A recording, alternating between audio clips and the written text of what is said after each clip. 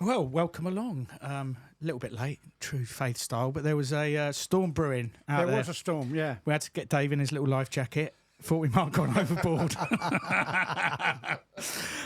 But the sun's come out, and we are very happy to be here on the lovely boat pod on Little Venice. Very nice, isn't it? It's amazing, isn't it? Looks nice now the sun's out. It's amazing. Beautiful. Yeah. Beautiful. You can walk all the way to here, to Hackney Wick, apparently. Oh, you're going to do that later? No, but you could do if you wanted to, have a bit, Shed a few pounds. bit of Club 90 sort of thing, you know. Straight to Club, boat pod straight to Club 90. Yeah, or go and watch do that, West Ham. Do that next year. Don't mention West Ham. Alan's in later to do a chat. One of our many contributors who will be talking about the new fanzine. That's we're here to share a bit of history of Faith with the Boat Pod fam. I'm sure our regular listeners will have heard a few of these stories, but all the same old stories. But I will be embellishing even more. But no, the Boat Pod crew kindly invited us on and have said, they have actually listeners that are in their 30s and maybe even 20s and younger, so they don't know us. So let's give them a little bit of history of Faith. We are now, 27 years old? Yeah. So I'm here with Terry Farley and Dave, my co-conspirators in Faith. How did it all start 27 years ago? How did it all start? I tell you what, kind of clubbing goes in cycles, as you know, everyone knows, in the late 90s, it all got a bit shit. There's this thing called trance that loads of people liked. I think it's still about, I think it's still about. Right, okay. Still massive. And kind of what we would call, kind of house clubbing was really rare on the ground. I remember being invited to speak at a college for kids who had left school without any educational that kind of any and the guy, Colin Waterson, he was a singer, and he was like kind of a bit of a trade baby, and I went in there, and there was like 30 kids, all kind of 17, in Hackney, and he said, talk about how would you say for them to get on? And remember, this is a long time ago. How would they get on? And I said, well, how do you become a DJ? How do you get bookings? And I said, start your own party. Absolutely. Start your own party. Don't wait for anyone to book you. Start your own night. Get all your mates there. Find an interesting venue. Well, that's how we met. Right, and that's how we all did it, right? Now, all these kids kind of looked at me really blankly, as if, who is this bloke, right? And then I kind of remember sort of saying something, and I think it was Colin mentioned Frankie Knuckles, and he kind of said, who's heard of Frankie Knuckles?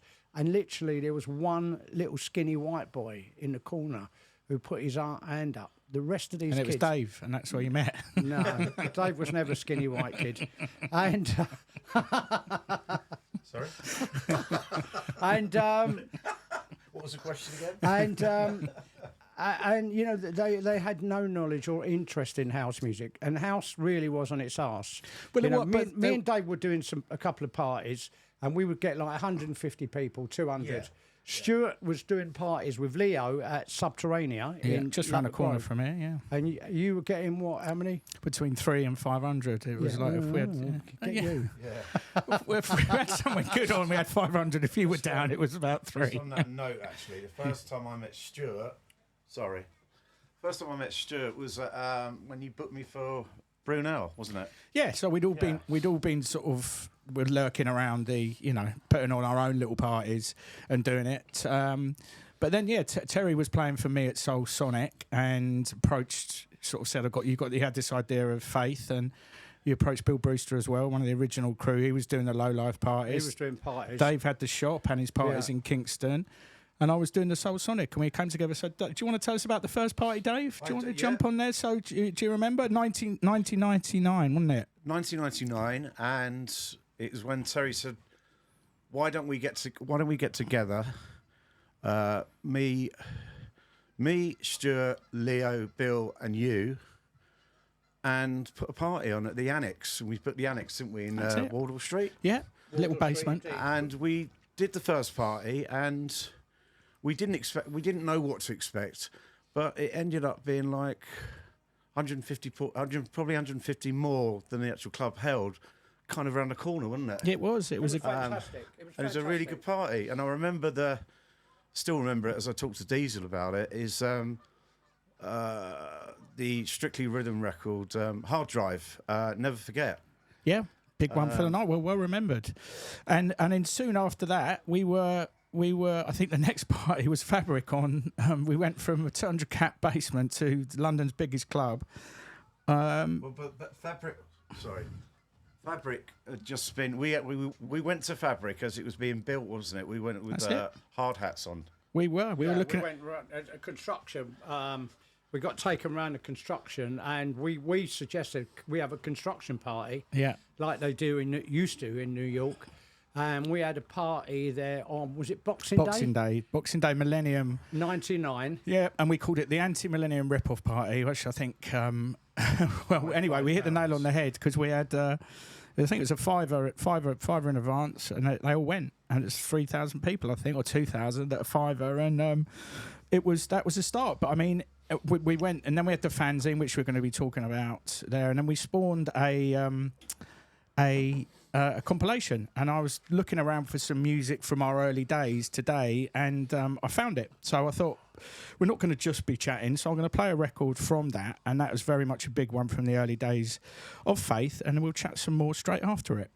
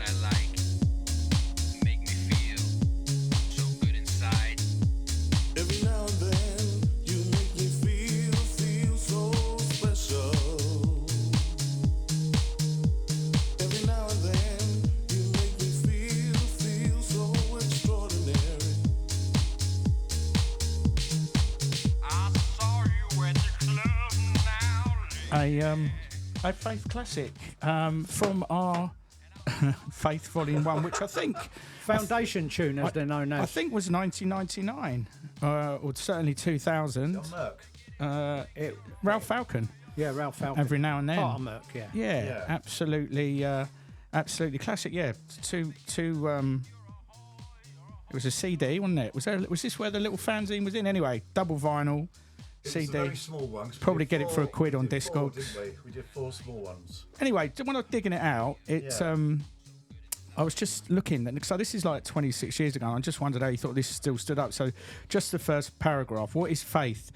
Let's start with what it ain't. Ain't a super club. It has no corporate sponsorship, and none of us DJs travel to gigs in Learjets. Or if they do, they keep it really secret. None of its participants have been... God, I need my glasses to eat and are ducked out of banking. Oh, that's untrue. I did do my first year after school in banking, but as soon as Acid House came in, I had to call that end of that career. There are no Mr. Bigs behind the facade of a neat logo and substantial bank accounts. However, a few Mr. Smalls. Blah, blah, blah. Faith parties were started for a very simple reason: to hear the music we loved, played by DJs we admired. I mean, it goes on, but it's still the same now. Dave's robbed a few banks. Yeah. Yeah, I mean, look, that whole kind of manifesto thing, I mean, that kind of comes from fanzine culture, which I really love, you know. I come from that, you know, with like Boy's Own, which kind of come from the end. The fanzine, the end, Then Faith come out of kind of much of like where Boy's Own was, but just with more house and less kind of, you know, piss taking. Yeah. But still, you know, still a little bit. Yeah.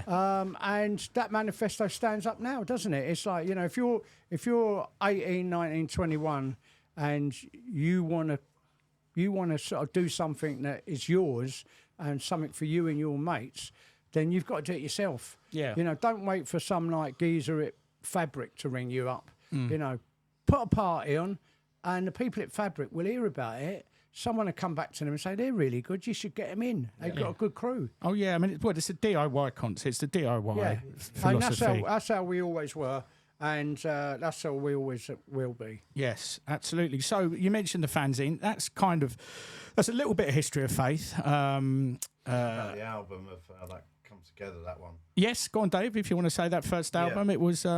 a connection of yours, Kingston way, wasn't it? It was, yeah. Paul, his dad was running Demon through Pinnacle Records. Right, okay. And he used to come in the shop every Saturday. Yeah. Knew his onions, as they call it, bag of onions. And then he said, "Why don't you?"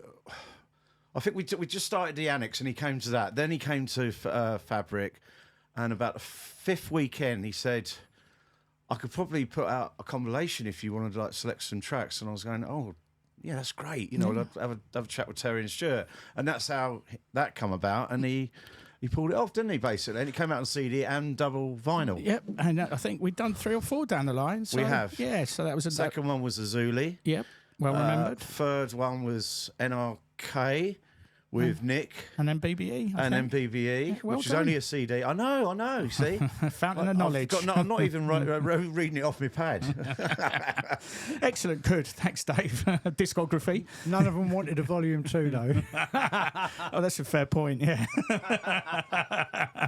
Yes. They didn't, did they? No. Anyway. Don't look at me like that. What are you looking at me Anyway. Hey? Anyway. Right, like I said... we're going to speak about the fanzine. So we have got a few of the contributors joining us today to talk through the fanzine. The fanzine is a real labour of love, isn't it? It loses money. This is left, right, and centre. Now, I mean, this is the first time you've actually got to pay for it, but the donations start at little as £3. So if you skin, it's an awful lot of reading and magic and work for £3. Well, I suppose plus postage and packaging, but yes. You know what? It's less than a pint in a West End club.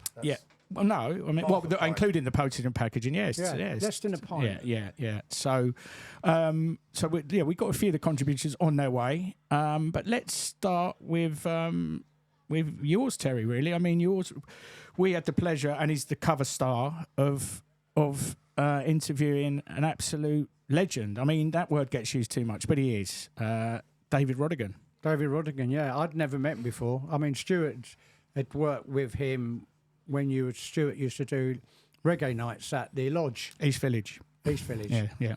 Right, and I'd never met David Rodigan, but you know, I was a real fan on the radio when he used to do, you know, Capital Radio, and I used to sort of sit there with my my little kind of tape machine, doing like stop cue mixes of his records every week, and really real admirer of David Rodigan and what he's done.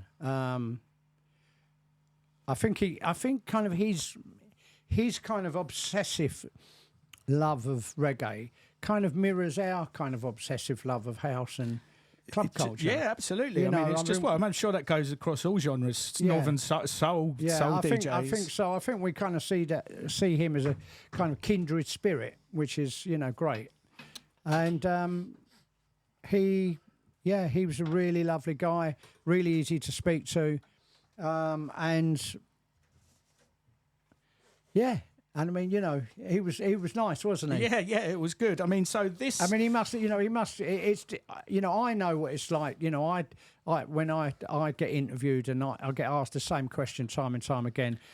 You know, how did Ultra Flavour come along? Now that is magnified 1,000 times with someone like David. But, yeah. So I think we got some. I mean, obviously he's done his book, which is a great read, but that was about.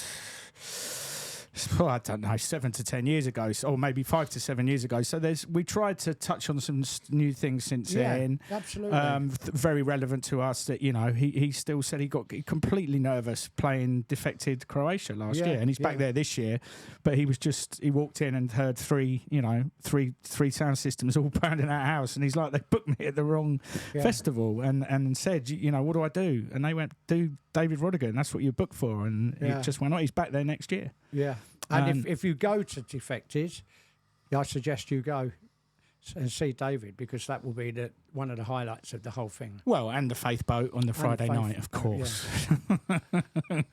And so what we do, so to explain a bit more about the fanzine to people, Terry, haven't seen it. So in the fanzine's been going since 2000, really. Is it the first one came out? Yeah. So tell us a bit about the history of the fanzine. Well, I mean, the fanzine originally started, Leo was the designer. Leo Elstock. Very, very good he was. Great designer, and he's a fantastic designer, and a recording artist, and a DJ, and a very nice man. And we had help from the very first, when we did it first, we would like, it was very small. We don't pressed up maybe 1,000. I don't know. I think it was it the likes of Stussy were real big supporters of us, and we had a couple of really kind of generous. We didn't have many.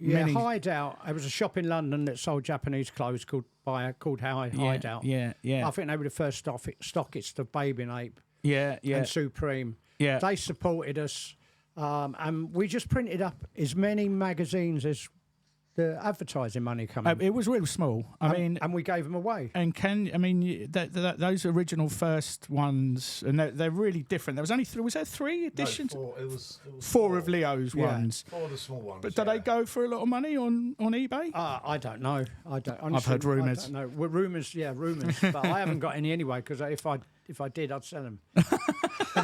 Honestly, I don't keep anything. I'm not a hoarder.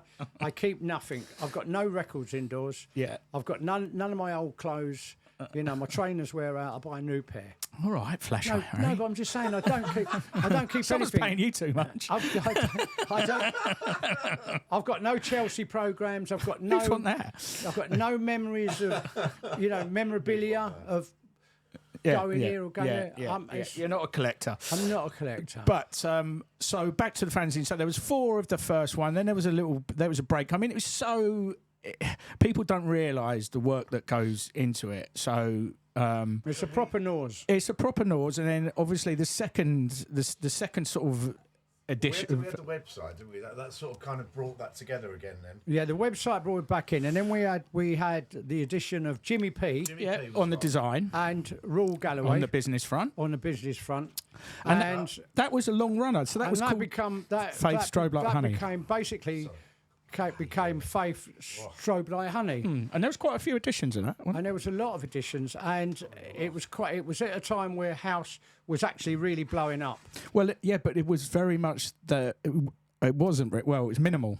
It was big, but it was, there was a real time when I felt like, marginalised because I didn't play minimal house. But I mean, like, the thing is, if you think about it, we had on the front cover, we had Joe Cassell, we had Derek Carter, we had Dennis Andy Ferrer. Wetherell, we had Dennis Ferreira, Clive Henry. we had Cole Craig. All these people were playing big parties, Secret Sundays and loads of stuff in London. There was loads of stuff that we were kind of involved with. Yeah. And it was easy to get these people. It was easy to book these people and all. Yeah. I mean, we had, if you think about it, was we the first people in London to have Honey Dijon?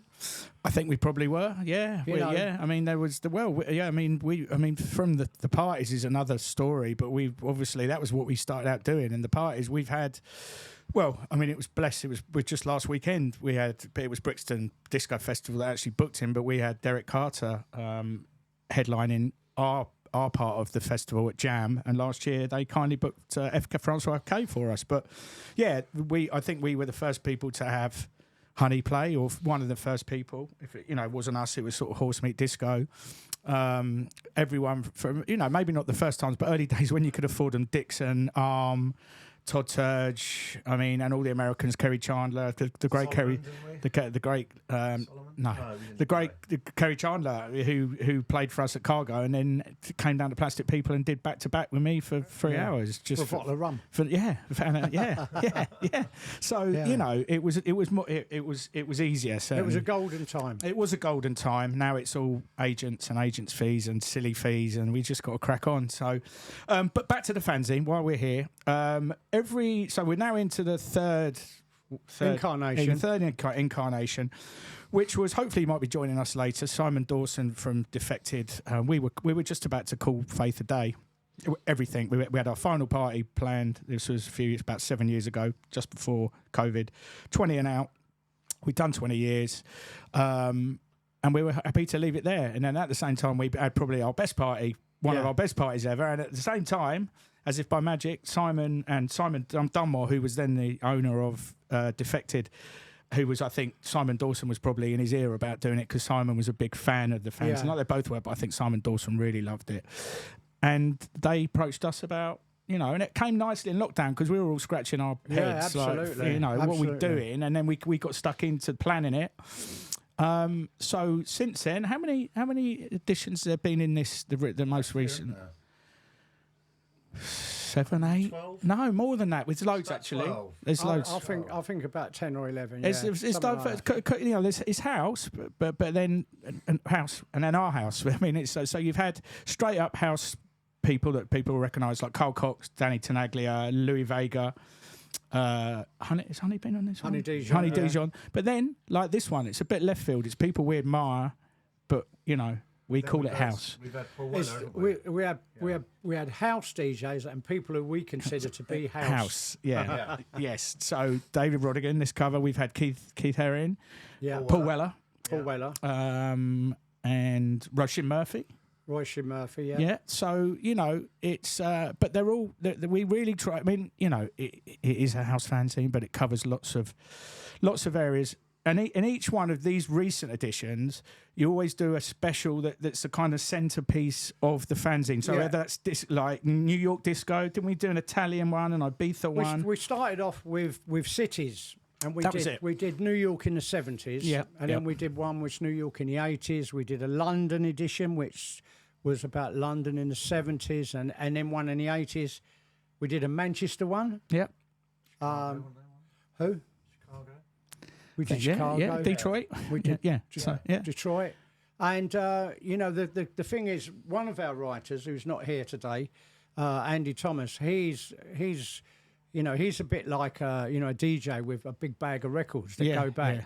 He's made he's produced articles over the last 20 years that have been produced in Wax Poetics and actual magazines about DJs from Chicago, and it's great. So we can he allows us to kind of go into his back catalogue of articles and.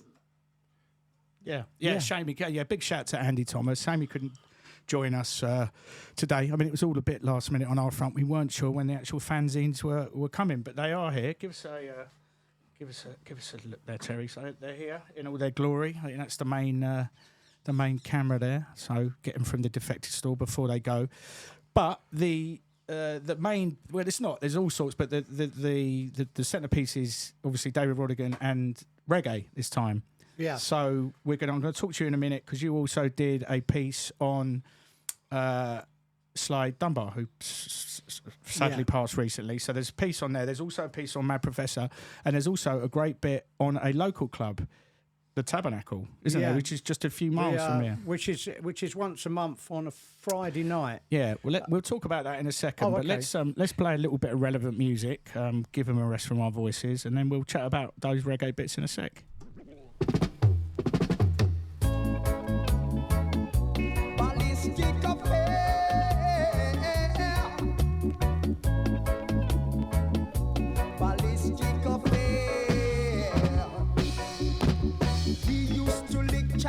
Cook idols two together, play football and cricket as one brother. Not to you rest a jungle, and you might black a rima. You are gonna fight against your brother. That no right, my sister. Let us all live as one, yeah. Throw away your gun, throw away your knife. Let us all unite. Everyone is living in fear, just through this ballistic affair. Not through your black, out of the east, and you might rest a west. You won't come say you are the best. Ballistic affair. Tell you, my brother, ballistic affair. Ballistic affair. Tell you, my sister, ballistic affair.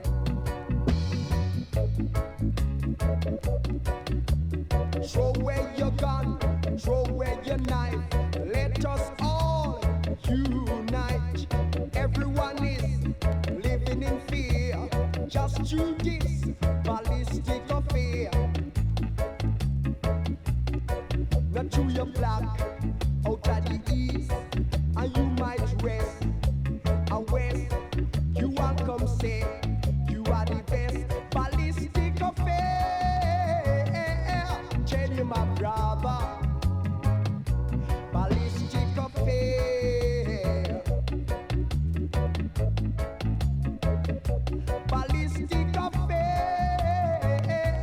Tell you, my sister, ballistic affair. Ballistic affair. Ballistic affair. Whoa. Throw away your gun.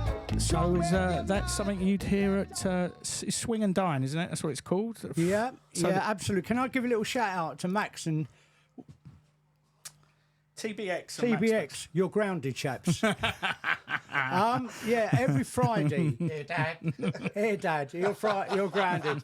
So, I mean, we went there a couple of years ago, didn't we? Yeah. And basically, it's free to get in. There's just like a couple of guys on the door, really Very relaxed. really relaxed. Say hello to you when you go in.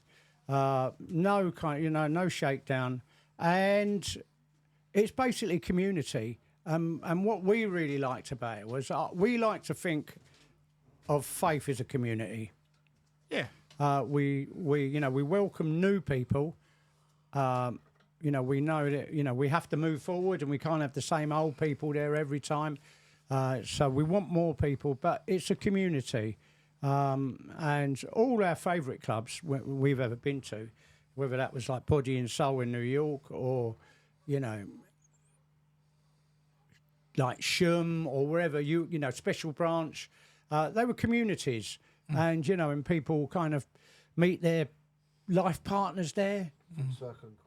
Full Circle in Queens, they meet their partners there. They have children, they grow up, and them children kind of Yeah. And this is what Tabernacle is like. Yeah, so it's once a month, but it's getting to it's full. It's packed now, isn't it? It's absolutely packed. So yeah. But let's talk about David Hill, good long-term time friend of Faith, did the piece for us and is part of the sound system there. And talk a bit about the sound system. So it's a custom-built sound system, one deck, proper reggae style.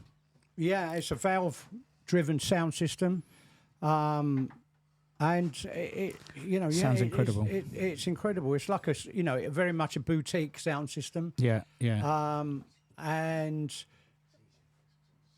And the age group, I mean, it's incredible, isn't it? Well, I mean, it is the locals, and what I really like about it, and I did speak to David about this when I interviewed him, is that a lot of the sound system people in that area from the 60s and 70s, have basically died, and their families have sold off their collections to people like David, and he's now playing records that these people would have danced to in the 70s in Ladbroke Grove in a blues party. Yeah.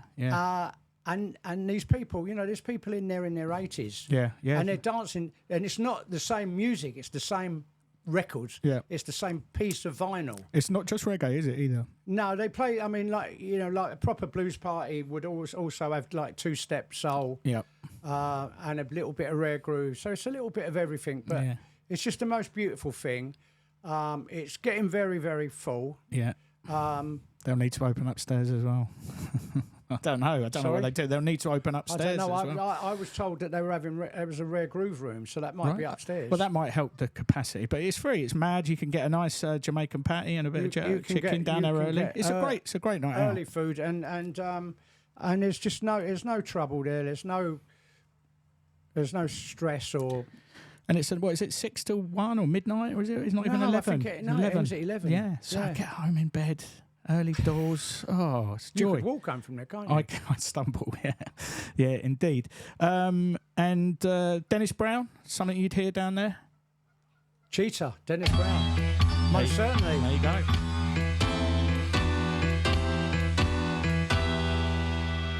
By the look on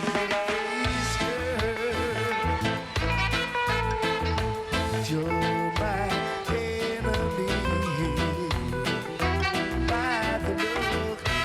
face, girl, you're my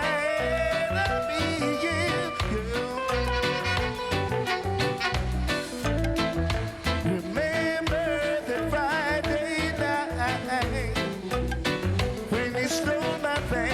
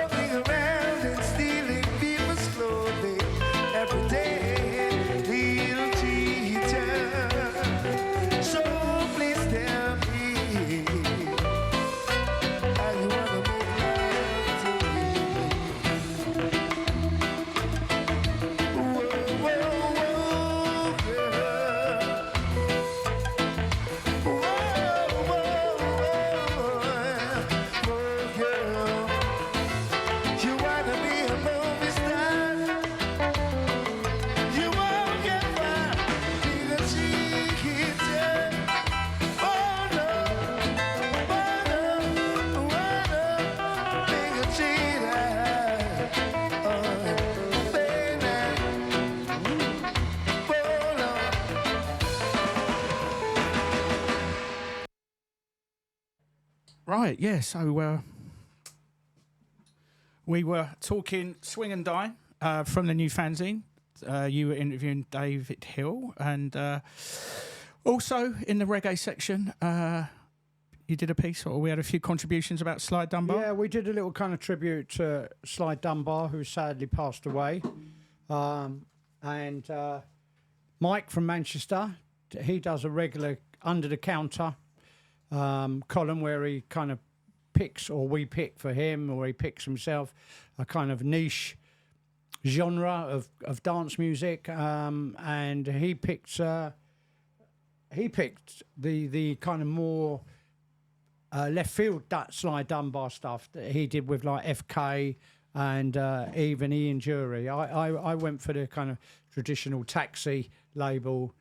Yeah, but Gregory Isaacs. I don't think people realised how much sort of we call it non-reggae music that they sort of crossed over into, and sort of Larry Levan was a big sort of dub effect, absolutely, pioneer or appreciator at Paradise Garage. So got into a lot of their productions. Absolutely. I mean, responsible for a lot, or involved in a lot of the dubs he used to play. Yeah. Yeah. And what you got now? This is one. Well, yeah. Let's get some music on.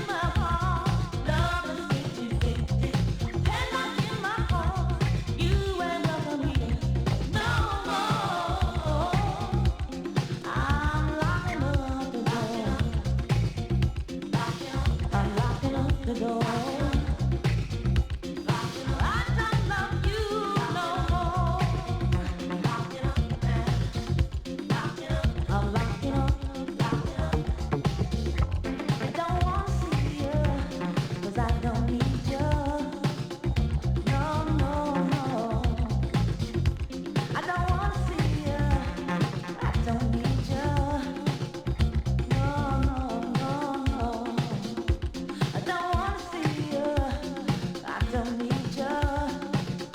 No, no, no. Don't want to see you. I don't need you.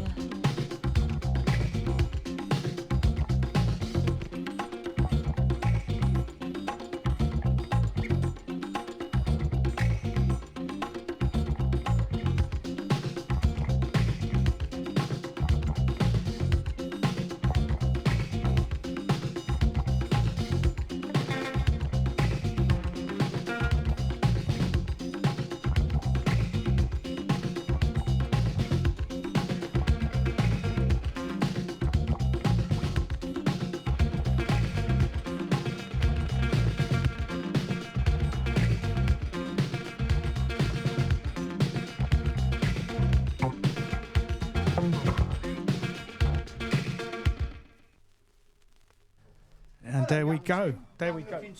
There we go. Back on air. Back on air, Terry.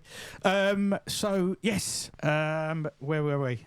Yes, the Sly Dunbar, Robbie Shakespeare, involved in the production of the classic Padlock. Right, I think Terry's going to get a little set together. So we got a bit of new music coming for a. Terry's over there. Yeah, I know. And now we got he's getting that ready. While we got there, we got Dave. He's just going to chat quickly about you also, as well as Faith, you've got your own edits label. I have, yeah. You're allowed Motown to Records, say, yeah. No one chasing you at the moment. Not yet. I have been chasing in the past from Sony. Was the very first one. Yeah. Actually Terry gave it. He gave me. He did a review. I think who was you working for? Music or something. Yeah, and he put it as single of the month because it was Harvey's drums and edit and la la la. Yeah. It? So yeah, and it's all getting that's a a bit good tight, story actually because we went to Full Circle. Was that Billy Paul? Yeah, we went to Full Circle, and that's the first time I really met Derek Carter. Obviously seen him, and we were outside. Me and Diesel sitting on the grass. It was a really beautiful day, and Terry come over and went, "Come here, come meet Derek." And he said, "I've been telling him about your Billy Paul East, with Harvey and you and Diesel," and then I sent it to him, and he loved it. So. And that's really where that whole thing started. How long ago was... 1996 we started, and we were in Atlanta, Georgia at the time. We went to a record shop called Rice and Beans. Okay. And they had these ladders like a line where you get on and you go round. In a warehouse. Hit in the middle. Yeah. Really, really tall. And Diesel went, "Oh, look." And it was the Billy Paul where he's sitting on the magic carpet. Yeah. And went back to the promoter's house. We started playing it. I said, "Why don't we start a label?" He went, "Yeah." What year was this? Kick drum, and we can do some bits, and we can get Harvey to do some like dubs, and get his echo machine out and all that kind of. That's 1996. The label started. Okay. We were in Atlanta, Georgia. Actually, Terry came. Simon's Gainesville. So that was a year before, I think. But 30 anyway. years of Motown. It is 30 years this year. And you're up to number what on 52. 52, which is not a lot in 30 years. All out on vinyl. All out on vinyl. Yeah, never any digital. Only promo for DJs. You never sold digital, have you? What was the question again? Yeah, you have sold digital. Okay. No, I haven't sold digital. It's customs boat just pulling up outside. Customs and excise. Legends. No, it is literally. It was for the vinyl purists basically, and that's always what it was about. So okay, so number 52. What is this out now or just coming? It's coming out in 2 weeks' time. It's DH Edits, which is Ghosted Edits. Okay. And it's a great 2 tracks. It's coming out on a 7-inch. Okay. And it's Save the Children is the A and Beautiful People is the B. Do you want to give it a play? Yeah. Sorry. Here we go.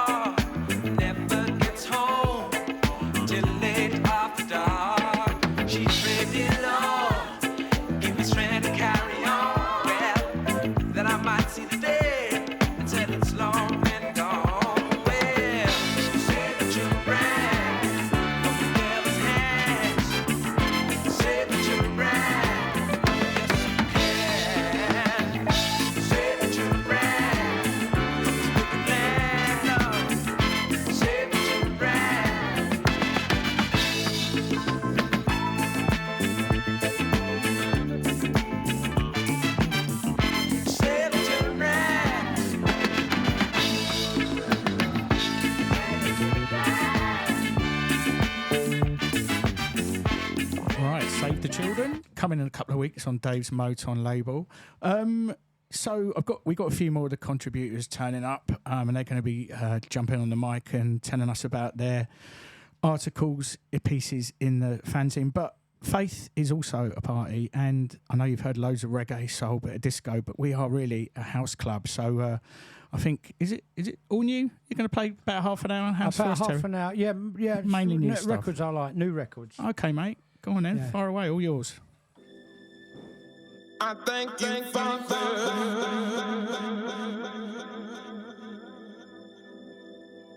I thank you, Father.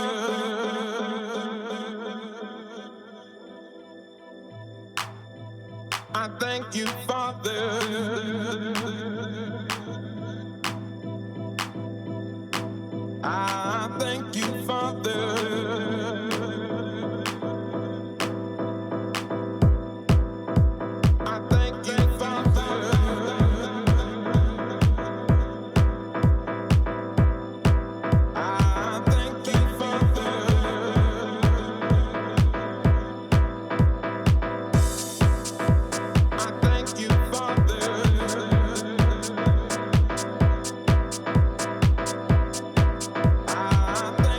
Father.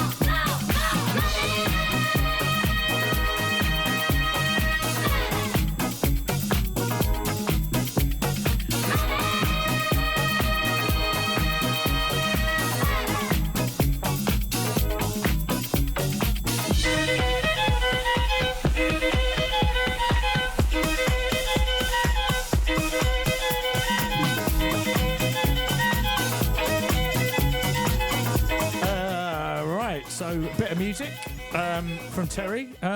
Go on then, tell us what you played. You know what? That is probably my favourite record, new record. I bought that actually on Track Source. It's Wayne Williams and Steve Miggity Maestro, and it's called Broadway. Okay. And it's on T's Box, which I think is Tony Humphrey's record label. Wow, Tony, a good, a firm favourite. And it's Faith. absolutely brilliant. I must say, Stuart sort of told me off for playing it +6 there.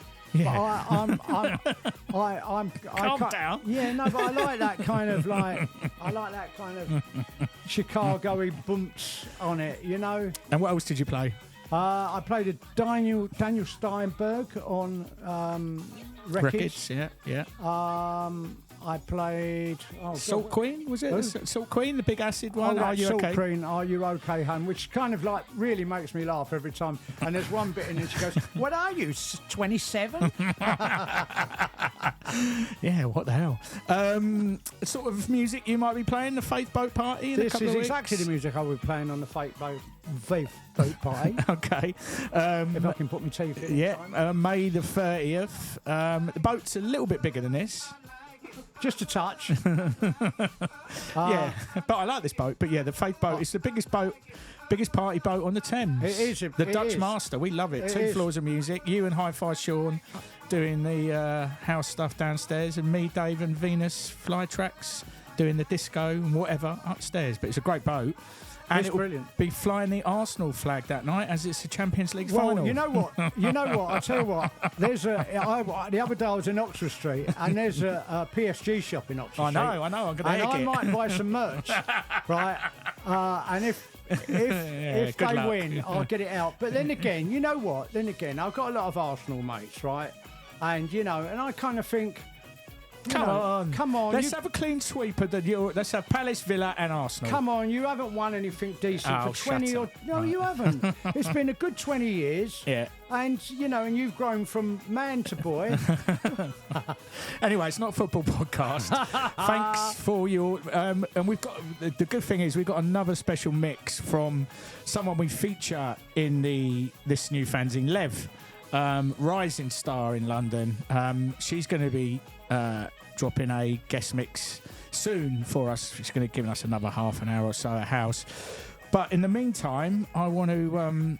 a few of the contributors are turning up, so chance to have a chat with them about their pieces in the magazine. So, John, are you about?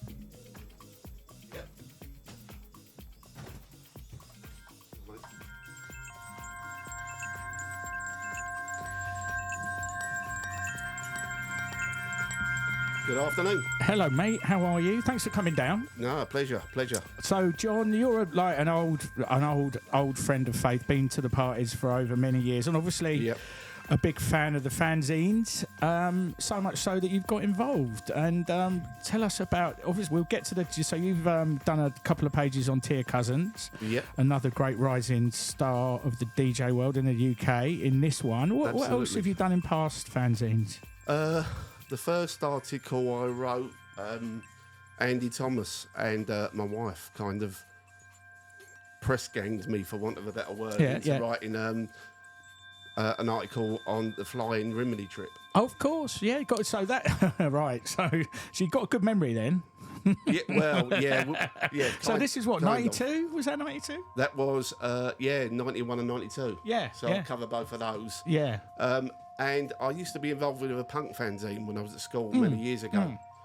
And, a good friend of mine, who I'm still friends with now, 50 years later, Tony Fletcher, he went on to be, he formed a fanzine, a punk fanzine, when we were at school. And I helped him out with that. Yeah. And then when Acid House came along, there were kind of lots of similarities. Yeah, Attitude, absolutely. Bootlegs, DIY culture we were talking about earlier. Exactly. Yeah. And so fanzines was a big part of that, and obviously I got into Boys Own. That was a big influence. Yeah. So when they asked me to write for Faith, well, Andy did, and then my wife my wife Lee, press ganged me into doing it. So tell listeners about, because I love a bit of history. So Rimini, because we do our sort of trips abroad. We do a trip to Goa every Jan. We're Yep. on our way to Spain in a couple of weeks, and there's a you might be able to see the poster up. There's a Faith Albania weekend coming up, which is really interesting. Tirana, great city, but way before that. Flying, the older listeners will know, was a record shop and a party and just a movement in London, and they took the likes of Terry and well, you tell us a bit about it. Well, they fly in. Charlie Chester used to run trips abroad, which in those days was, it must have taken some organising because obviously pre-internet. Still does. Pre-internet, it was all kind of cash payments and flight. I don't know how they do it. Yeah. More to the point, it's hard enough now, but wow. And I went to Ibiza with them in '90, and then we went to Rimini. Yeah. Well, I went in '92. There were two trips, '91 and '92. I went in '92. Yeah. But it was an eye opener. So Rimini, for people who don't know, is a part of Italy, but with some of the coastal town. I mean, it's a coastal town, but with some of the most amazing venues in Europe. I think at one time the Italian government or the local government, I can't remember, tried to turn it into like Italy's version of Ibiza. Yeah. But the clubs there, we arrived there, like a bunch of young kind of scallywags, for want of a better phrase. And the clubs were just like decadent, opulent. It was like a different world. Yeah. And it was it was interesting. Yeah. Excellent. So in this edition, you've focused on a rising star. Well, she's very much up there now. Yeah. Who's doing very well. Tia Cousins. So tell us about why you put this forward, or you wanted to do this piece, or tell us, just about Tia. Well, I saw Tia DJ a couple of times over the last few years, and then I go to a festival every year that Andrew Wetherill used to curate. Yeah. So tell us about that. Convidenza in Carcassonne. Yeah, it's an amazing venue, isn't it? A lot of our listeners go. Yeah, amazing place. Carcassonne is just magical. Yeah. And it's a really brilliant small boutique festival put on by Martine, Bernie, Liz, and Rusty. And I go every year, and pretty much every year. And on the Sunday night, the closing party this year, they had Tia. Yeah. And I think she was absolutely amazing. Okay. And just blew me away really. And not just me, but I think most people were there that night, and there were quite a few. So I had to find out more. So you interviewed her. So she's young, yeah?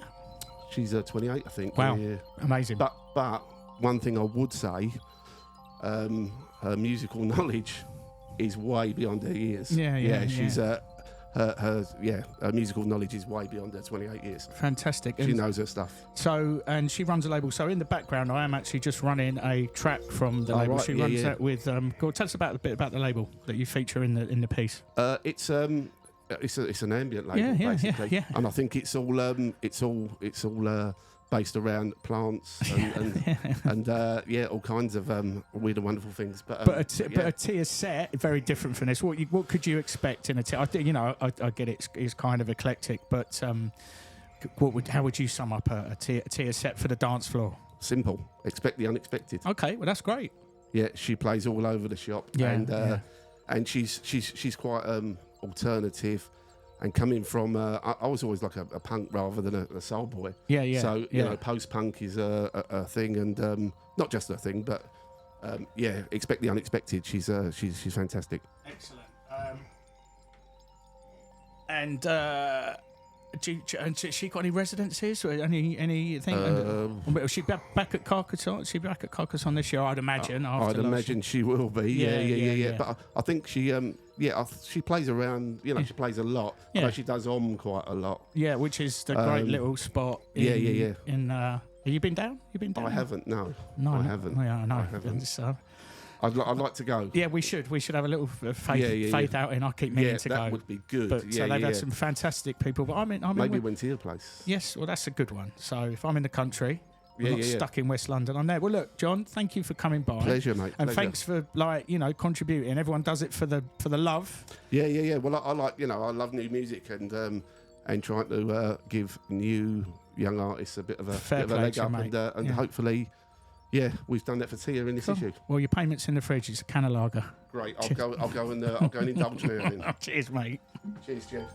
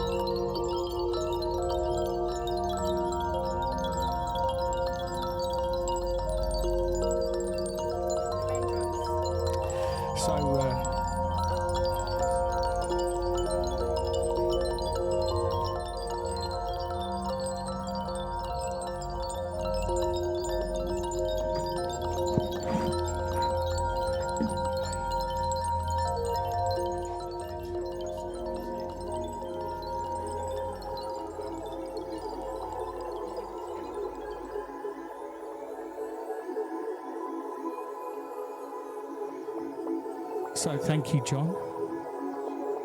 And well, we've got a few people turning up now. It's getting a bit lively. Got a little retraction as well. Hang on 1 sec. Go on, Terry. Terry's back. Kai Wade Teo, Kai Havertz, just sent me a message saying T's box actually is Terry Hunter. It's not Tony Humphries. Thank God someone is listening and correcting the Minister of Misinformation, Terry Farley. Yeah, So- I'm the Minister of Misinformation.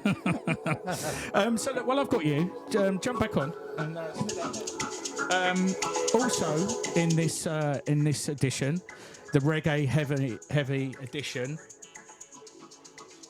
In the Reggae heavy edition, Mad Professor. It was another Dave Hill article. Yeah, there was. Yeah, that was very good. He's he's an English guy. I know we had him at Rutical. I mean, mad. Like he brought his mixing board to the club, and it was live. There is a clue in his name. Yeah. But he, So there's a nice piece from Dave. Shame Dave Hill. Big shout to Dave. Couldn't be here. But yeah, there's a nice piece from my professor, and he did a really great version of the.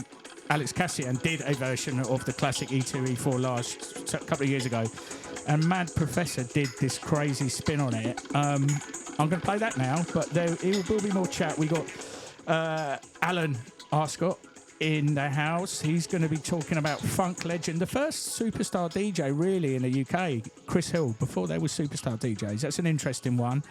And we got Tim Murray, the Funny Pages. That's a good one to come. And he's also done a piece on The Clash. So, the diverse dance. Lots more to come. And Lev in the mix. So do stay with us. Got a few hours to go.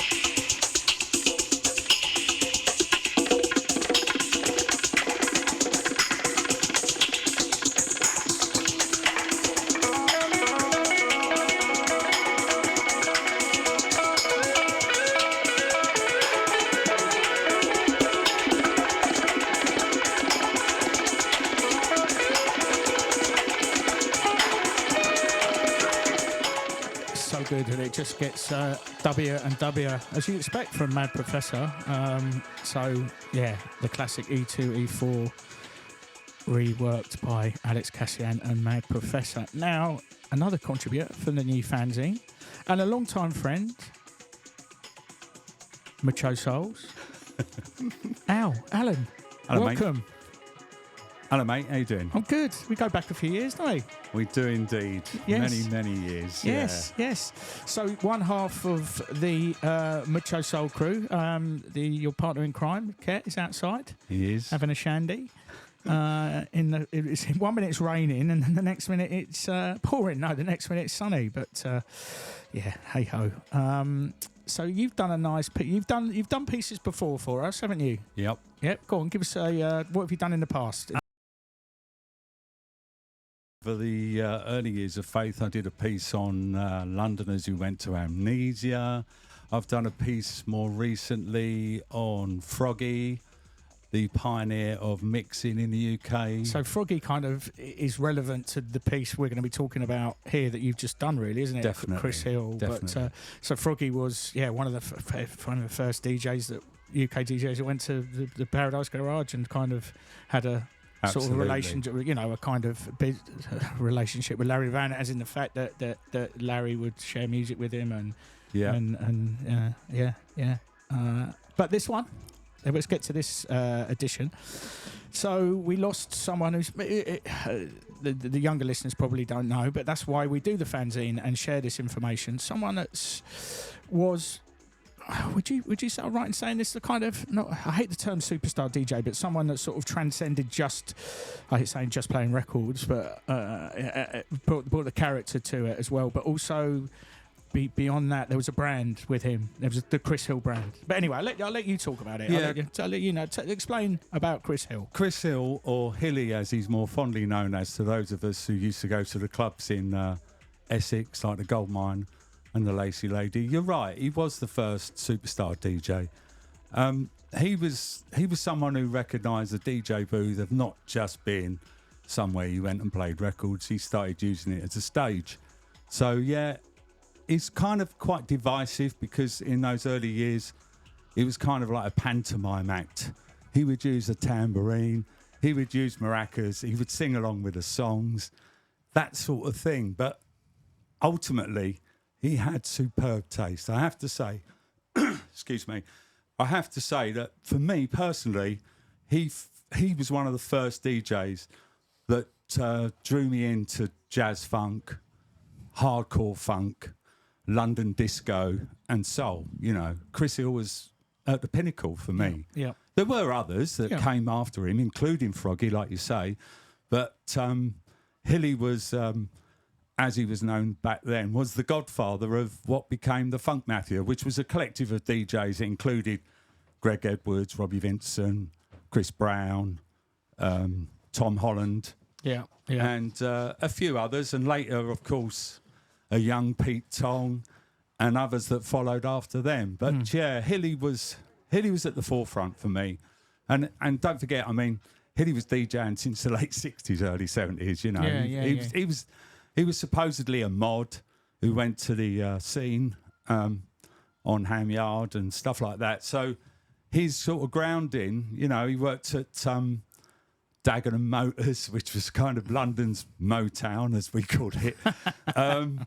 And there he used to swap his records with fellow workers and stuff. And, he was just deep into soul, basically, and jazz and funk, but basically from his kind of mod roots, I suppose. Yeah. So tell us about the piece centres on him. Giles Peterson's also done some words on Chris Hill, but you also focus on the rise and fall of the Funk Mafia. So tell us a bit about that and Chris's involvement in that and what that was all about. Well, the Funk Mafia, as I said earlier, was like a collective of DJs. Initially, Chris Hill was getting booked by Chris Brown, who was later one of the Mafia. But Chris Hill recognised that there were like a handful of DJs from that part of London, I suppose, that mainly from the east, but also some from the home counties, who were particularly strong in playing soul, funk, and jazz music. And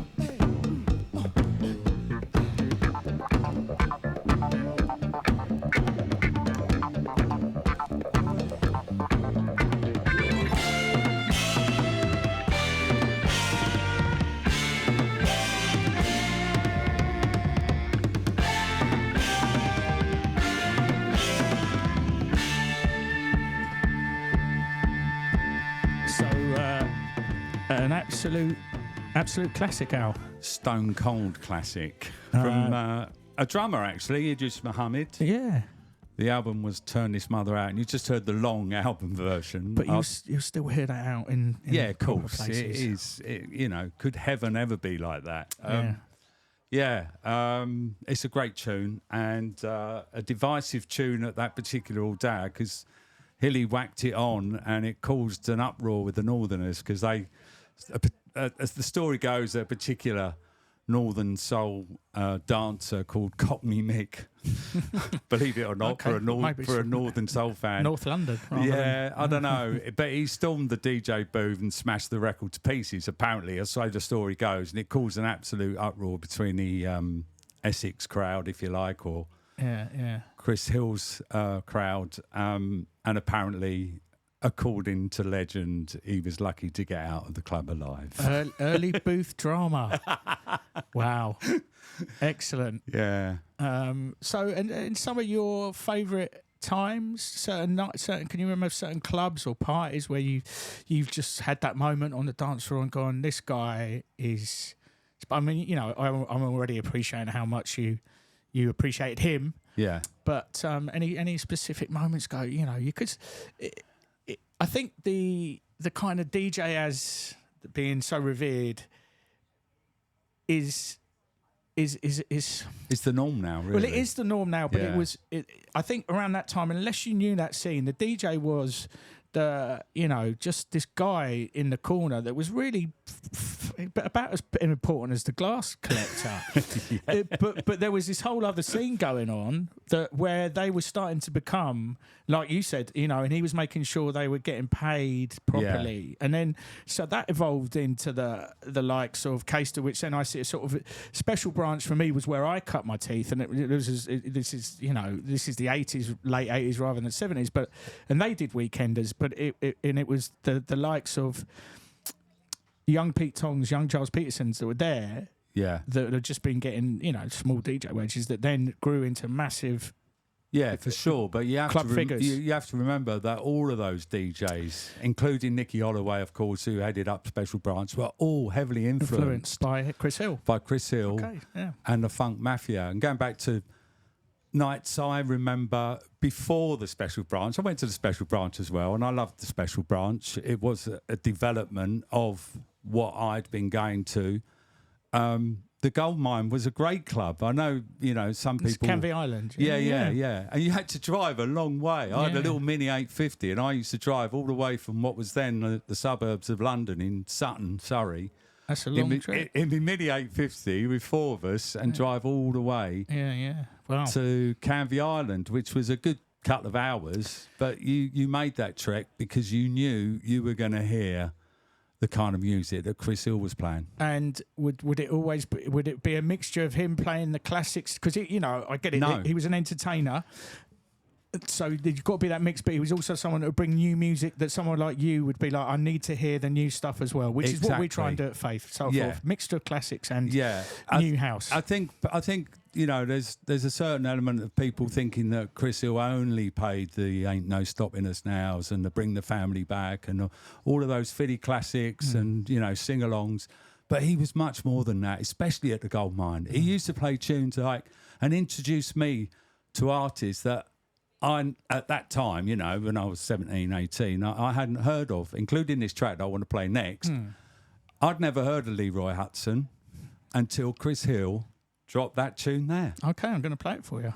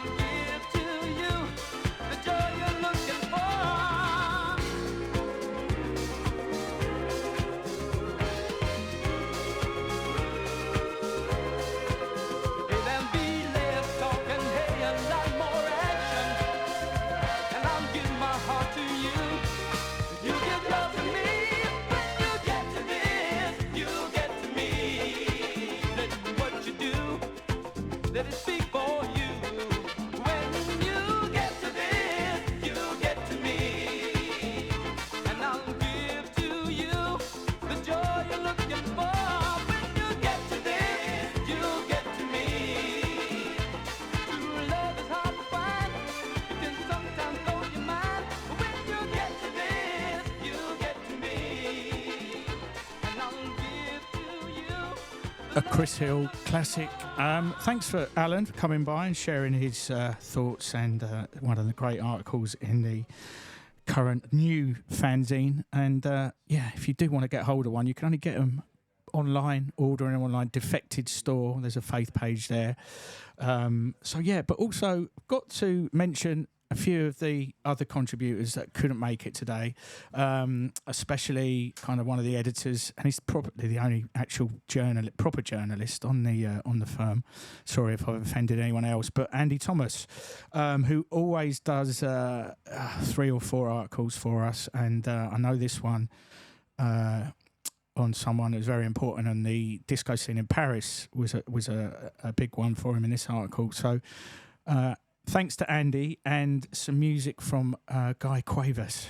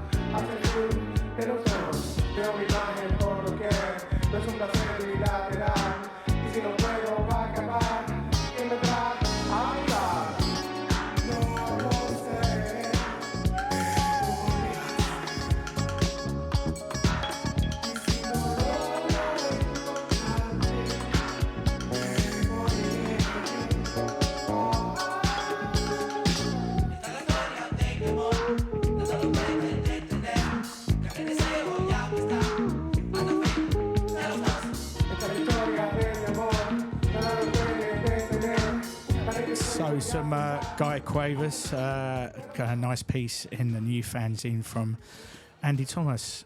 Shout out to Andy. So very happy to have in the studio with us Lev, who also features in the fanzine. Had the pleasure of interviewing Lev myself. How you doing? I'm good. Yeah, I'm good. Thank you for having me, by the way, and thank you for featuring me. Absolute pleasure. So Lev is a real rising star, the UK scene. So Lev, tell everyone a few of the places you play. You, well, I don't want to categorise you. I mean, but it's the soulful side of things. I mean, Faith takes in techno, everything. But you're well, go on. You tell us where you've been playing. Oh God. Southport, big stuff. Southport weekend at the big parties, deep into soul, some great stuff. BBE, their celebration, which was a real honour to be part of. Oh my God, I don't even when I'm on the spot, I'm like, I don't know, just like nice. Sunsea Beat. Yeah, Sunsea Beat, nice parties. What's your summer looking at? I'm sure you're playing at a lot of nice festivals. I'm doing We Out Here with Pharaoh, which I'm there you very go. much One of the big ones. Looking forward to. Yeah. And then my first.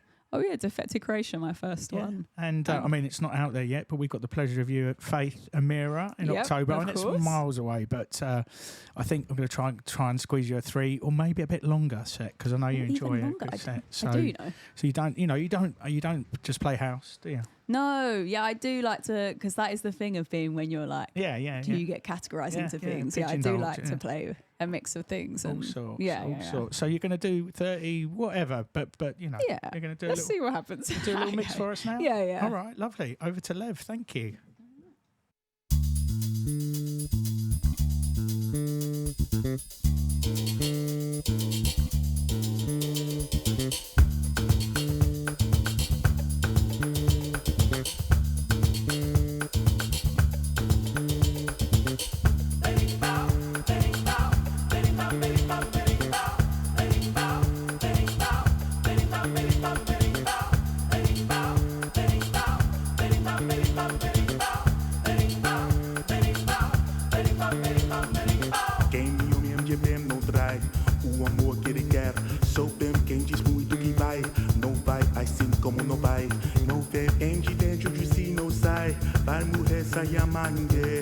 Dinheiro de quem não dá e o trabalho de quem não tem. Capoeira que a bom não cai, som de ligai, cai bem.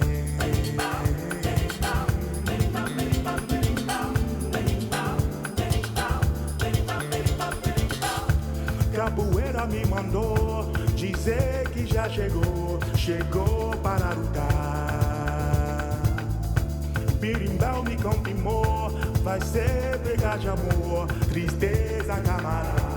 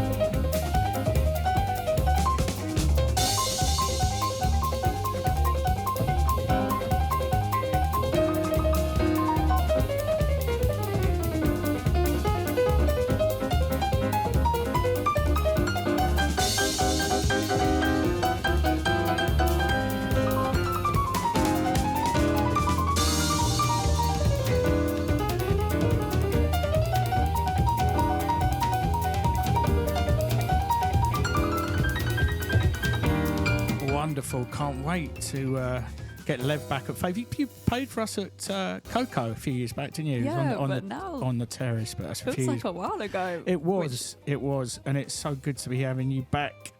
We'll get you 3 hours because you like to play here, there, and everywhere musically. I do. What did you? Some of the tracks. Tell us some of the tracks you played. War, Flying Machine. Yeah, of course, classic.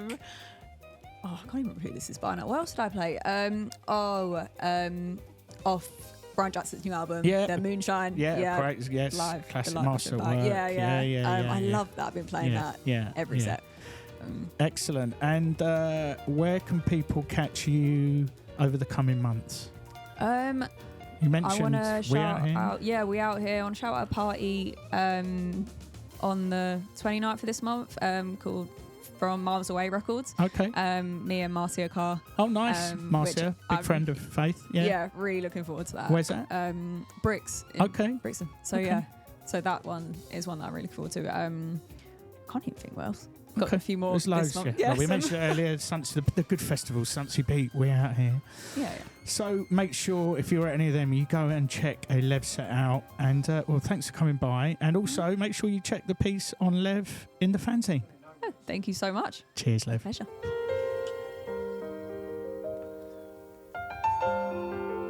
So that's mine. So you got yours on.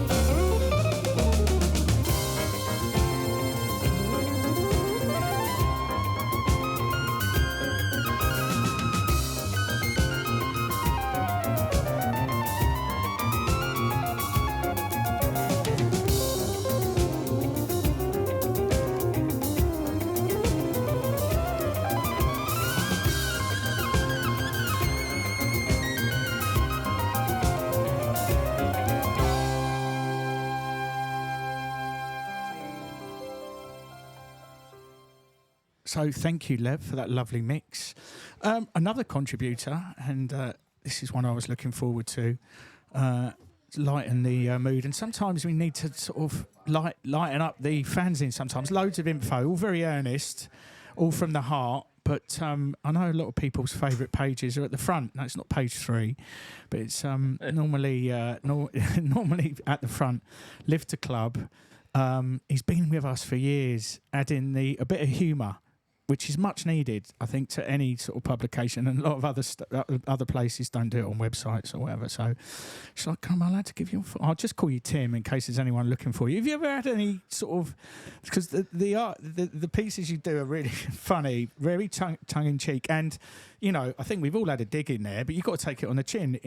Have you had anyone get their knickers in a twist and contact you, or to anyone? No, not really. I think in the old days of the Faith Fanzine forum. Oh yeah, I mean that was lively. There were a couple of people saying, "Who's this Mozza? We're going to get him." Yeah. But no, not really from this. I often get people coming up to me at Faith nights and so on and saying, "I love what you did here. I love what you did there." And I think most people think it's, fair game. Really, it's essential a part of it. So. Tell everyone kind of what you do in the fanzine for us.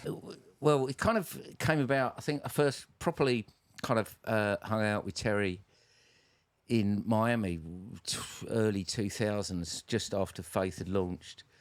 And he kind of said, "Oh, you got to write for the fanzine. You got to write for the fanzine." That was in the first incarnation. And then after the forum launched, I think when dear old Jimmy P was overseeing a lot of it, he said, "You've got to write for the fanzine. You've got to kind of do some piss-taking articles."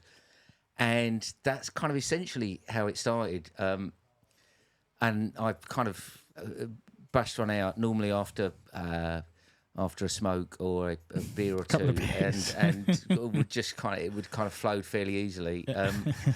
And we were talking about what we were going to call it under. And at some point, I'd sent Jimmy a message about the weekend I'd had, which was kind of doing grown-up stuff and not going out. And at the end of it, I just put Live to Club. And then he said, "Right, I'm going to call it Live to Club." And so it kind of grew from there, really. And in the latest incarnation, when it relaunched just during early lockdown, Terry's kind of tempted me back. Yes, really. Some of the magic moments, some of your favourite. I mean, I've got a few, but some of your favourite ones. It's got the most reactions. You know, you've just said people come up to you at a party and say, "Oh, I like what you do." What's gone down well? It's generally just kind of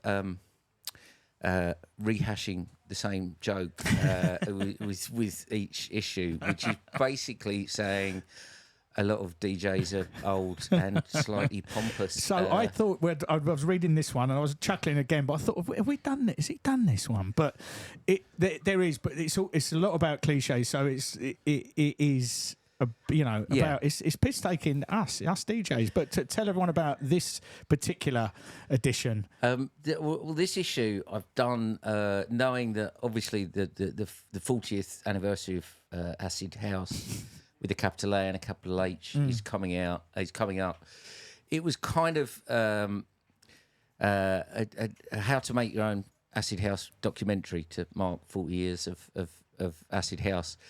And I ended up watching a load of old Acid House documentaries via YouTube and doing your research. Yeah, and it's amazing how much the same, and it's always the same story, and there's always the same thing, same cliche, yeah, and it's always the same rows starting up again, and obviously there's the whole London versus Manchester, or if you're the internet's Luke Una, then it's Sheffield as well who's involved in there.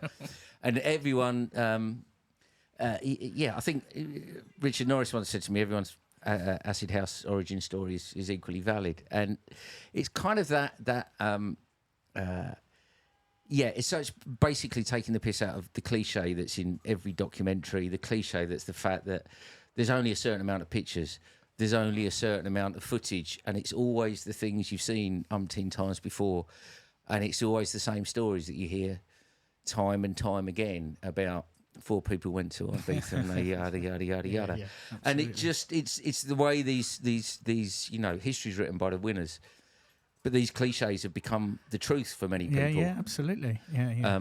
So it's just kind of taking the mickey out of that element. Yeah. So I've done that, and I've also done something that I think I'd written at some point last year. I'd forgotten about it. Terry messaged me and said, "Oh, your Faith stuff is brilliant," but it was kind of essentially careers advice for aging DJs whose gigs have dried up and are finding it a bit difficult to get work at the minute, and suggesting podcasts, journalism, writing their memoirs, kind of elements like that, which is basically what all the Faith DJs are doing. Yeah, it's just because you've done well in one area doesn't mean you're going to do well in others.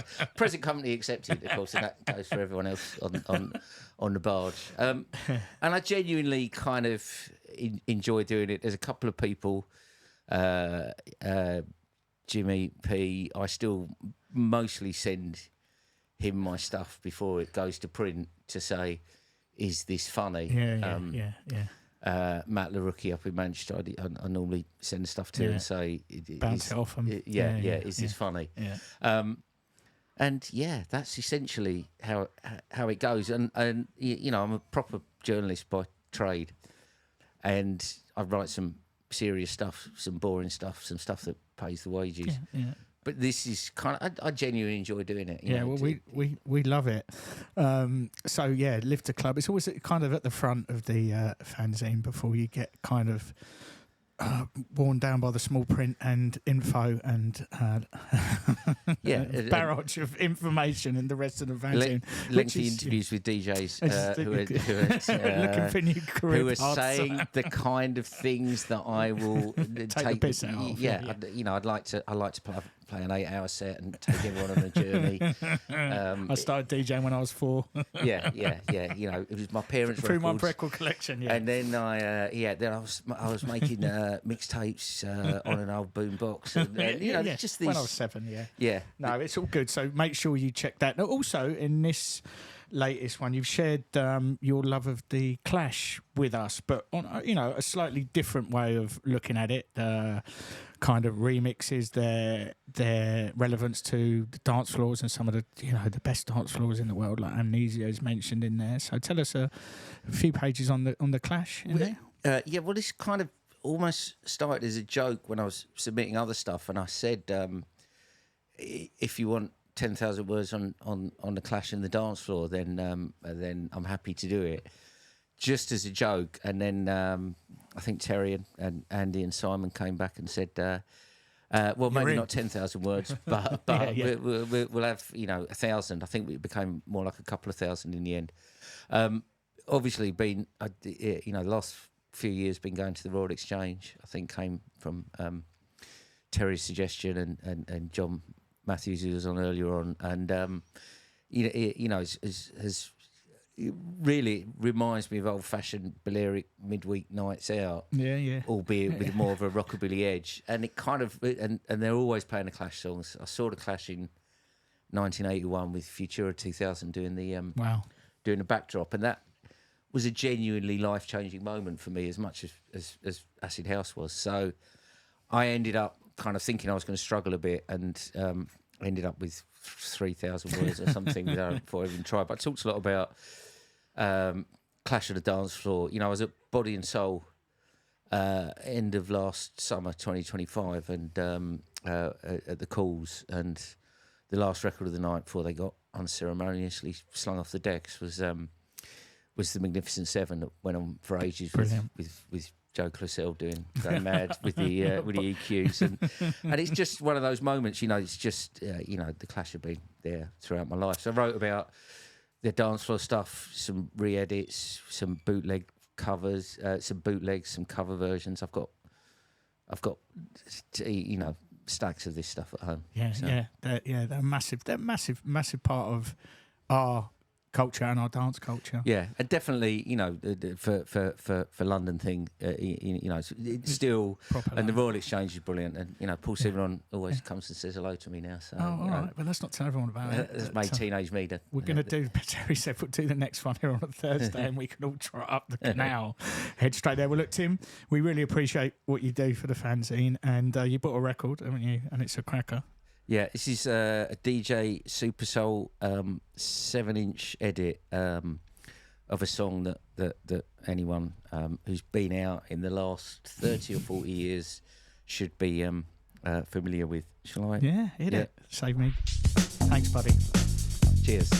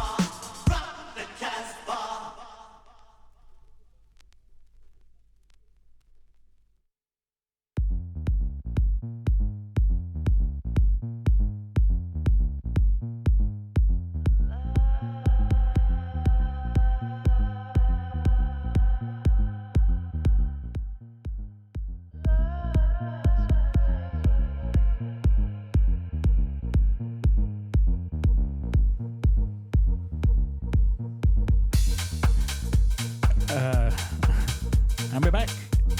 Lovely version there. The Clash, who feature in the new edition. Gonna wrap things up in about half an hour. Got to play a few tunes, other artists that are featured in the fanzine, and a couple from CoFlow.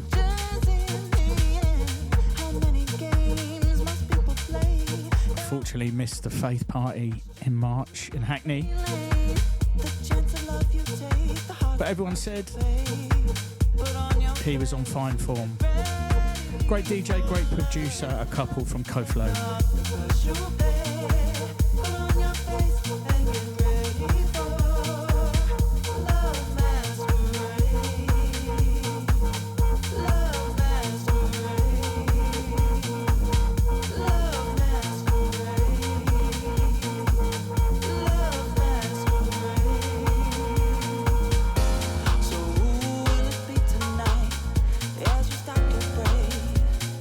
Under the neon light, there's no sense in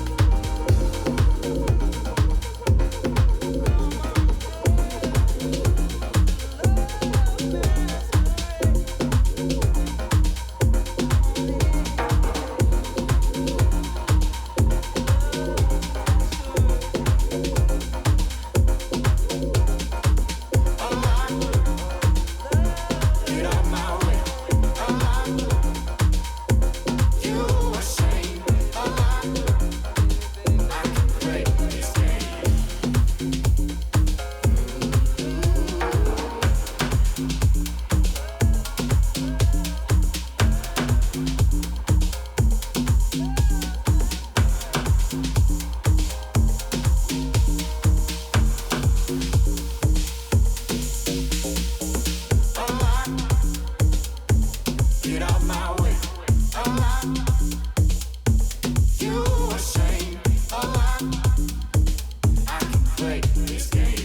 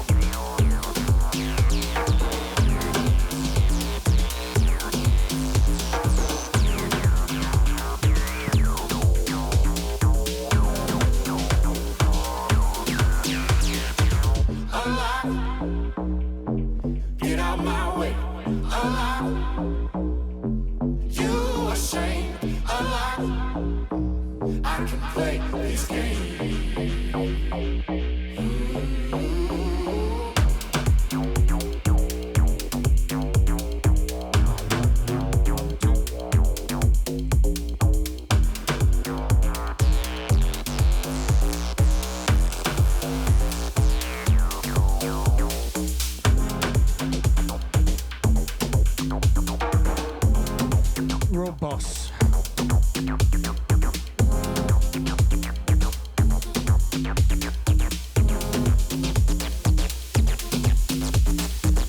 Co-Flow,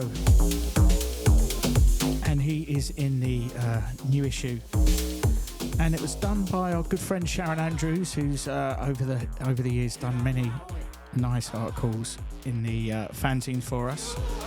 And this one you might not have heard yet. It's brand new, coming out as part of the big free range 30 years of free range series.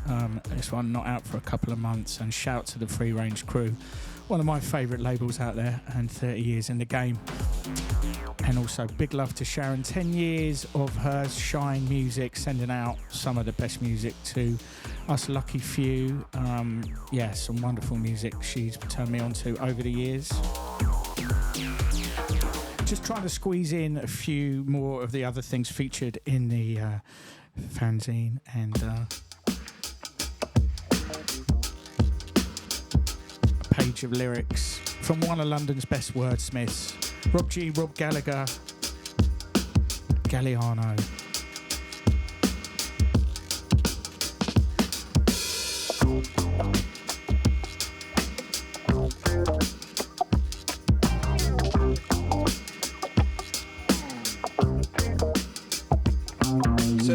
On doors around the terrace walls, no early or late. Just a tax on the gate, the better pay yours. I'm trying to squeeze mine.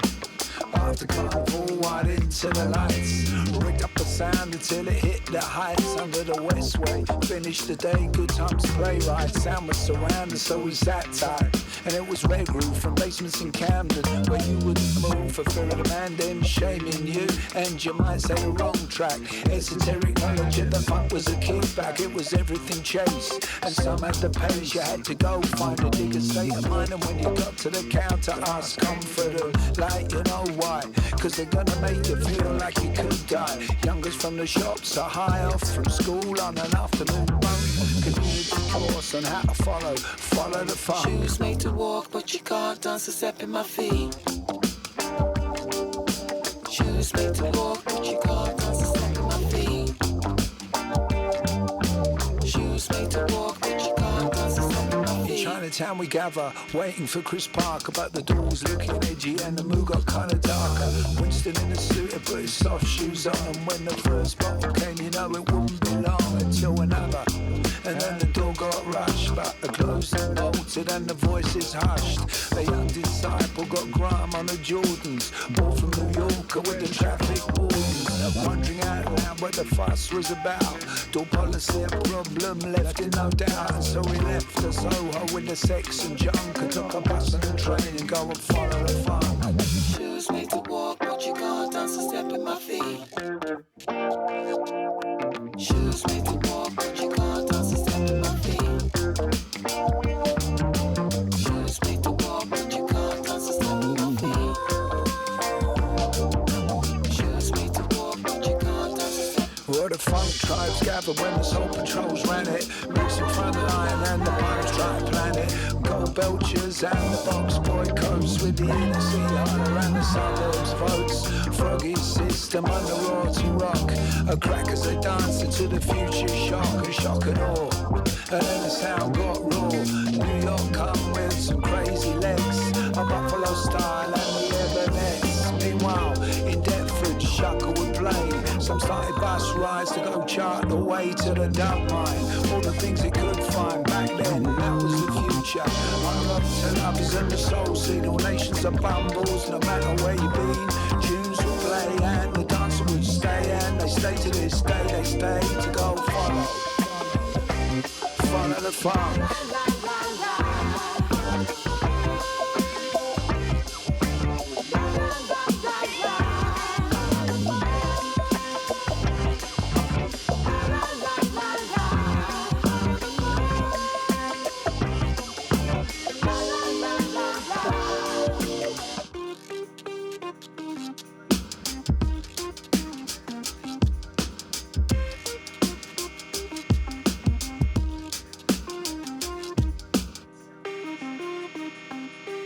Right, everyone's off to the pub, so I'm going to wrap it up. It's not fair. And a suitable London note to leave it on from the new album Galliano. Massive thanks to the Boat Pod for inviting us down today. I've enjoyed it. Maybe we'll do it again for the next fanzine launch, which could be a year, 2 years, 3 years, but as long as it comes, when it comes. Shout out to Terry and Dave and all the contributors that came by today. And we want to dedicate the whole show to designer of the last few faiths, Luke Lobley, who passed away far too young recently. So the whole show goes out to Luke's friends and close family. And yeah, we hope you enjoyed it, and keep your ears out for more Faith on the airwaves.